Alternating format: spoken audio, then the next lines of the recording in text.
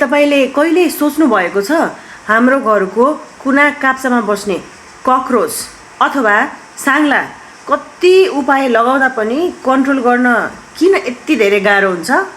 घरमा चप्पलले जोडले हान्दा पनि साङ्लो किन यति सजिलै मर्दैन? कहिलेकाहीँ त हानेपछि पनि दौडेर भाग्छ। आखिर यसको रहस्य के होला?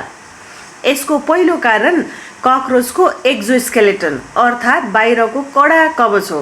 यो काइटिन नामको पदार्थले बनेको हुन्छ जसले साङ्लोलाई प्राकृतिक आर्मर कवच जस्तै सुरक्षा दिन्छ। तर अचम्मको कुरा चाहिँ यतिमै सकिँदैन। यसको शरीर कडा भए पनि बीचबीचमा भने लचिलो हुन्छ।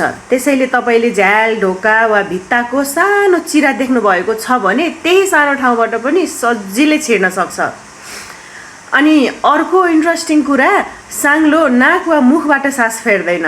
यसले शरीरको छेउमा भएका साना प्वालहरू स्पाइरेकल्सबाट सास फेर्छ र यसको नर्भस सिस्टम पनि हाम्रो जस्तो एउटै मस्तिष्कमा निर्भर हुँदैन।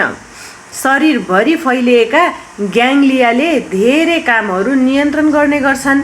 त्यसैले टाउको गुमाएपछि पनि केही समयसम्म यसको शरीर चलिरहन सक्छ। यति मात्रै होइन, साङ्लोले हावाको सामान्य कम्पन पनि महसुस गर्न सक्छ। त्यसैले तपाईँ चप्पल लिएर नजिक पुग्न साथ क्षणभरमै भागिहाल्छ। साथै यो धेरै दिनसम्म थोरै खाना र पानीमै बाँच्न सक्छ।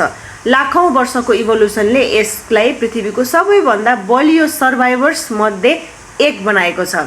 त्यसैले अर्को पटक साङ्लो मार्न गाह्रो भयो भने सम्झिनुहोस्, समस्या तपाईँको चप्पलमा होइन, यसको करोडौँ वर्षको इभोल्युसनमा पो छ।